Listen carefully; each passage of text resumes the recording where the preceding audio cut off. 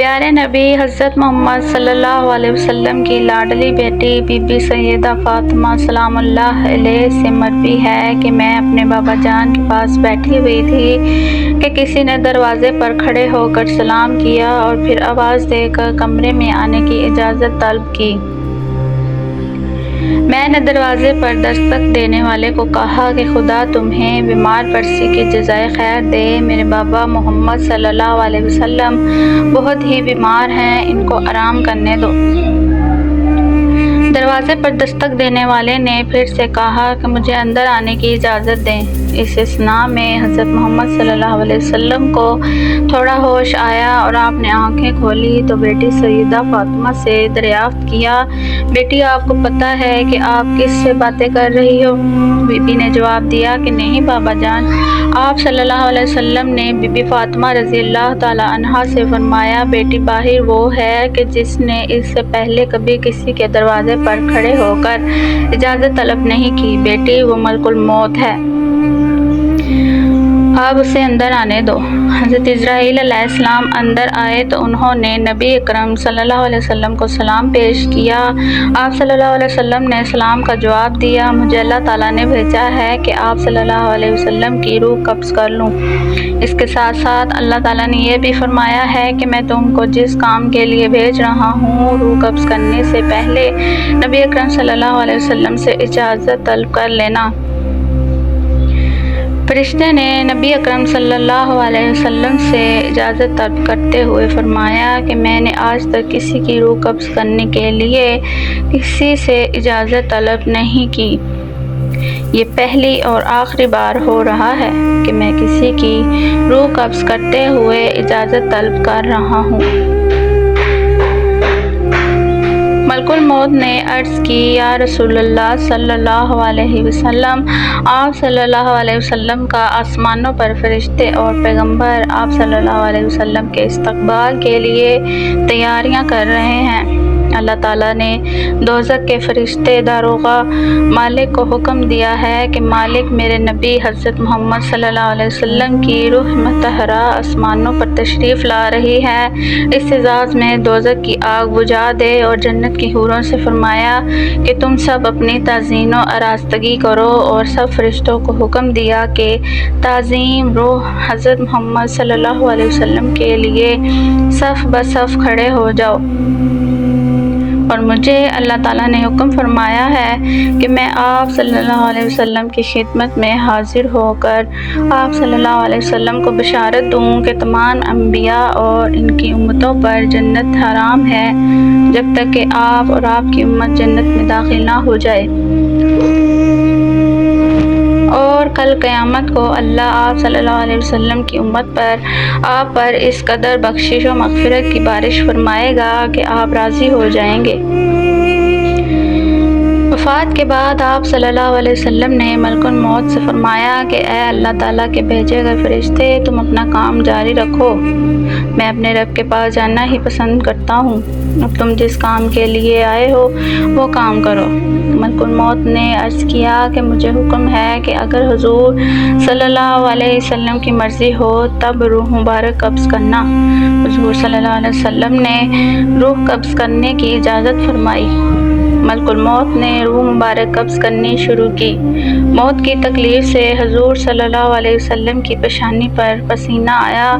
سکرات کی تکلیف شروع ہوئی تو فرمایا، اے اللہ موت کی بڑی سخت تکلیف ہے، مٹی کے پیالے میں پانی بھر کر رکھوا لیا۔ آپ صلی اللہ علیہ وسلم بار بار پانی میں ہاتھ ڈالتے اور وہ ہاتھ اپنے منہ پر پھیرتے اور فرماتے، اے اللہ مجھے اپنے پاس بلا لے۔ حضرت سیدہ فاطمہ سلام اللہ علیہ نے کہا، یا رسول اللہ صلی اللہ علیہ وسلم، آج آپ کو بہت تکلیف ہے۔ فرمایا، اے فاطمہ آج کے سوا پھر کبھی تیرے باپ پر کچھ کوئی تکلیف نہ ہوگی۔ اے فاطمہ جب میرا انتقال ہو جائے تو تم انا للہ و انا الیہ راجعون کہنا۔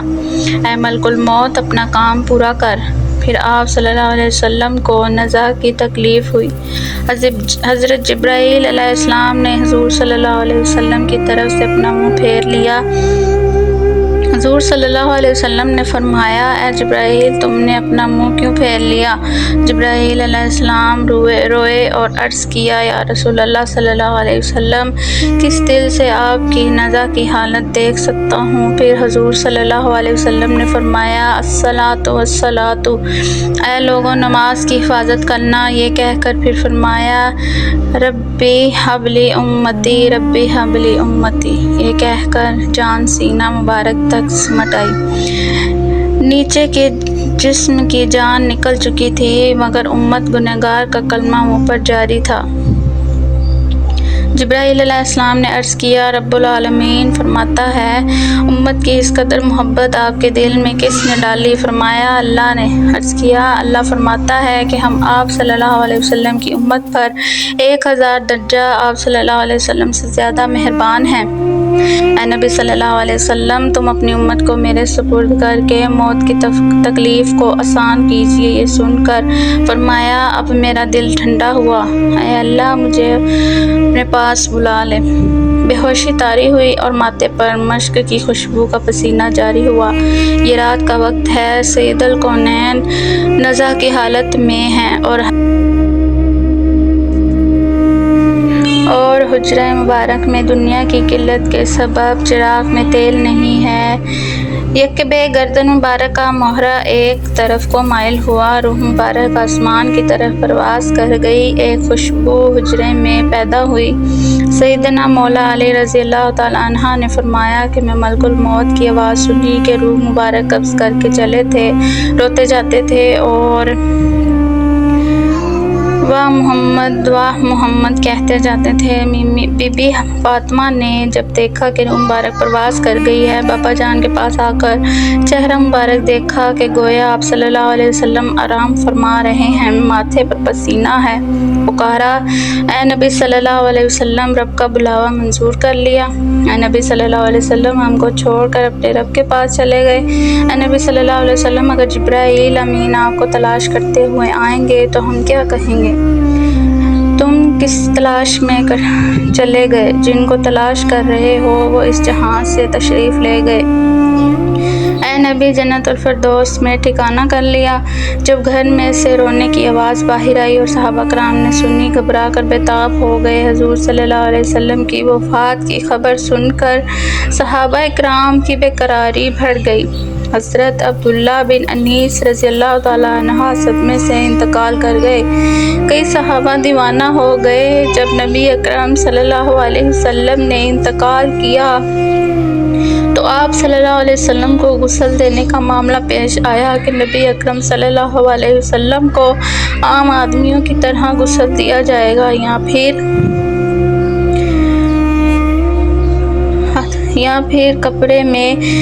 ناگہاں تمام حاضرین پر خواب کا غلبہ طاری ہو گیا تھا، یہاں تک کہ تمام اپنے اپنے سینوں پر تھوڑیاں رکھ کر آرام کرنے لگے۔ اسی اثناء میں ان کے کانوں میں آواز آئی نبی اکرم صلی اللہ علیہ وسلم کو ان کے پیراہن میں ہی غسل دو۔ حضرت سیدنا علی شیر خدا فرماتے ہیں کہ مجھے نبی اکرم صلی اللہ علیہ وسلم نے وصیت فرمائی کہ میرے غسل کا انتظام تم ہی کرنا، کیونکہ میرے ستر پر تمہارے سوا جس کی بھی نگاہ پڑے گی وہ نابینا ہو جائے گا۔ حضرت سیدنا علی نے آپ صلی اللہ علیہ وسلم کو غسل دیتے ہوئے آپ کے بدن مبارک پر کسی قسم کی کوئی میل نہ دیکھی تو برجستہ ان کی زبان پر آیا آپ میرے ماں باپ پر قربان، آپ کی حیات ممات کس قدر پاکیزہ مطہرہ ہے۔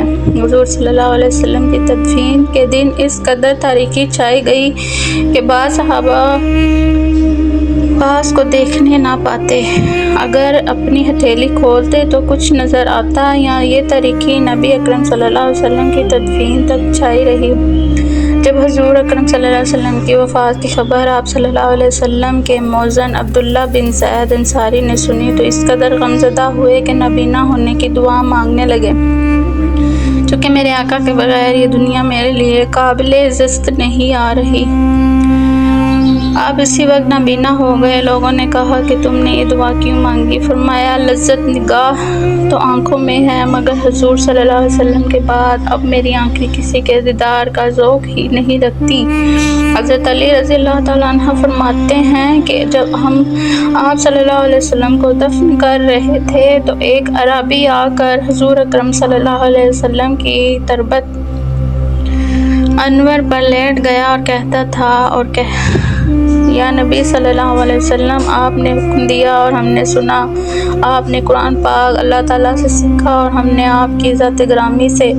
اللہ تعالیٰ نے فرمایا کہ اگر یہ لوگ اپنے نفسوں پر ظلم کریں تو آپ کی خدمت میں حاضر ہو کر اللہ تعالیٰ سے استغفار کریں اور اللہ کا رسول ان کی بخشش طلب کرے تو وہ اللہ کو توبہ قبول کرنے والا اور رحم کرنے والا پائیں گے۔ ہم نے اپنی جانوں پر ظلم کیا اور آپ کی بارگاہ میں حاضر ہوئے ہیں تاکہ آپ ہماری بخشش طلب کریں۔ یہ سن کر سب ڈھاڑے مار مار کر رونے لگے۔